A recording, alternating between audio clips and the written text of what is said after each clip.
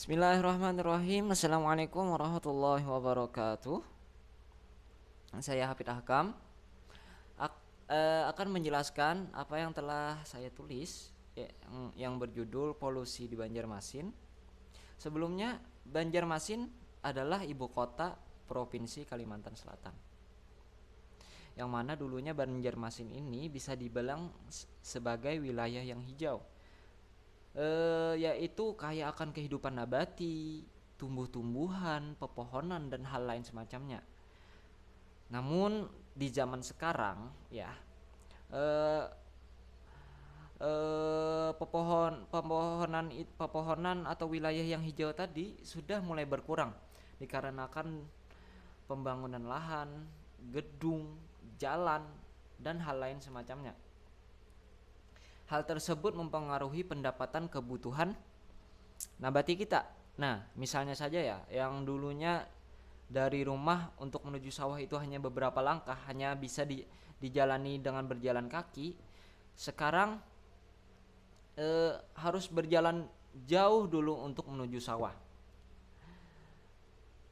Nah, itu kan pastinya kebanyakan memakai transportasi, baik itu sepeda, motor, mobil atau hal yang lainnya. Nah, kemudian di masalah transportasi inilah yang menyebabkan polusi di Banjarmasin. Nah, banyaknya transportasi yang beroperasi di wilayah Banjarmasin juga mengganggu kualitas dari pangan nabati disebabkan oleh banyaknya polusi yang tersebar kemana-mana. Nah kan, yang namanya transportasi bermotor itu menyebabkan polusi sehingga terjadi pencemaran kemana-mana, dan pencemaran itu ya pastinya dirasakan oleh kita dan para tumbuhan-tumbuhan yang lainnya dan makhluk hidup yang lainnya juga. Nah, terus eh, akibatnya ya, akibat polusi dari motor tadi itu tuh menjadi asbab musabab bahwa sayur atau buah yang dibilang nabati tadi menjadi tidak segar lagi. Nah, tepatnya lebih cepat layu, ujung-ujungnya yang layu itu menjadi bahan limbah. Nah, bahan limbah tadi kemudian mencemarkan wilayah Banjarmasin lagi. Nah, oke. Untunglah, nah, ini masih saja untung-untungnya hujan di wilayah Banjarmasin itu masih beroperasi. Itu adalah keuntungan, patut kita syukuri. Masalahnya, jika hujan turun, polusi itu berkurang loh. Polusi itu berkurang. Nah, dari mana kita bisa mengetahui bahwa ketika hujan turun, polusi itu berkurang? Coba saja ya, ketika kita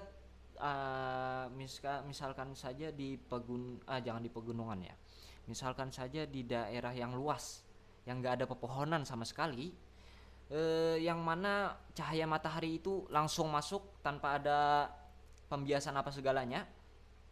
Coba kita rasakan, bukan, coba kita apa eh, berdiam di situ dulu sampai hujan tiba. Nah, baru ketika hujan itu mulai turun, nah itu terasa loh bahwa debu itu terasa tercampur oleh air. Nah, kan yang namanya air itu turun ke bawah bukan ke atas, pastinya polusi ataupun debu itu terhentak ke bawah dia. Nah, itulah keuntungan hujan. Nah, kemudian ya, dari mana kita ini tahu bahwa polusi itu telah menyebar di wilayah Banjarmasin?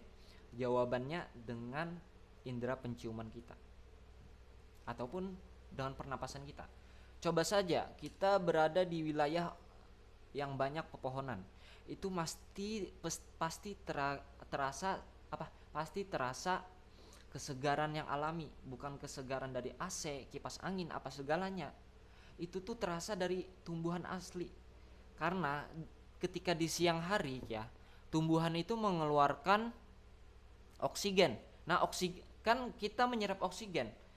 Pastinya yang dikeluarkan oleh tumbuhan itu oksigennya pasti segar.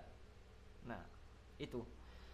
Kemudian kemudian andai kata kita pindah ke tempat yang nggak ada sama sekali pepohonan di sana, nah itu terasa sangat berat loh pernapasan kita. Coba aja, terasa sangat berat pernapasan kita itu.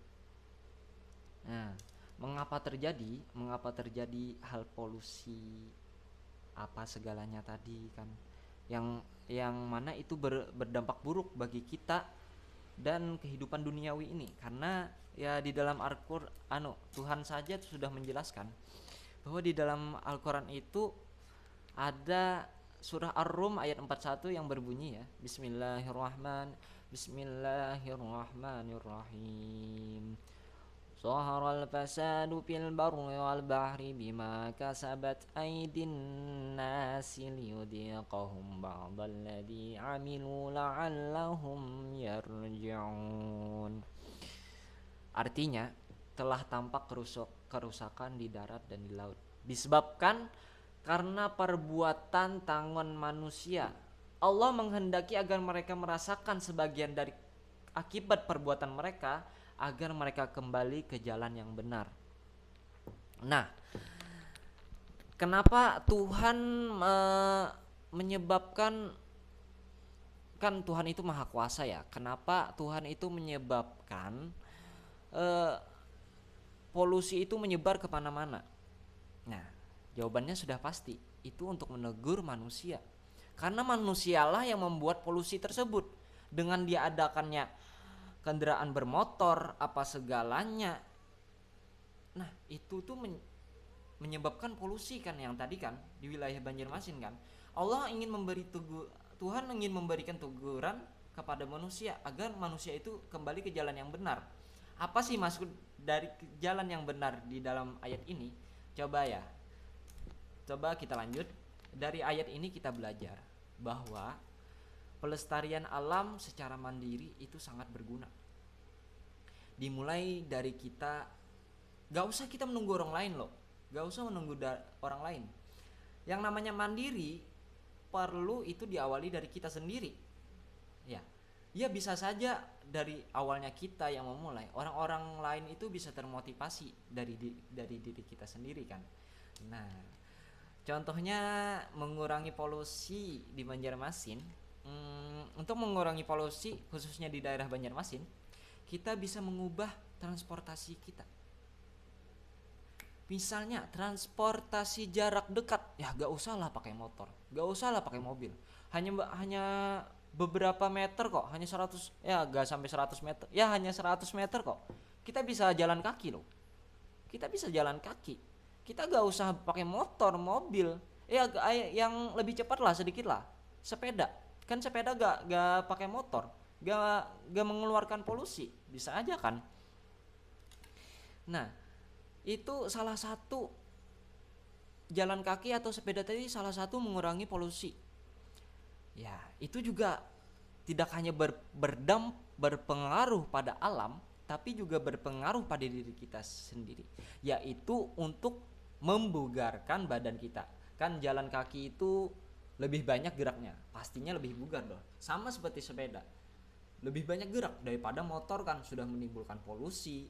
Hanya memainkan tangan saja untuk berjalan. Nah, itu tidak luar biasa ya guys ya. Itu tidak luar biasa. Nah, terus jadi apa sih maksud dari kembali ke jalan yang benar tadi? Nah, yaitu jalan yang benar itu pastinya kan membahagiakan, tenang, apa segalanya. Nah, dari kebugaran diri kita dan hilangnya polusi di alam kita ini, itulah maksud dari kembali ke jalan yang benar. Oke, dari sampai sini saja apa yang dapat saya presentasikan ataupun jelaskan dari apa yang sudah saya tulis. Kurang lebihnya mohon dimaafkan. Unsur maqala wala tanzur man qala. Wassalamualaikum warahmatullahi wabarakatuh. Terima kasih semuanya.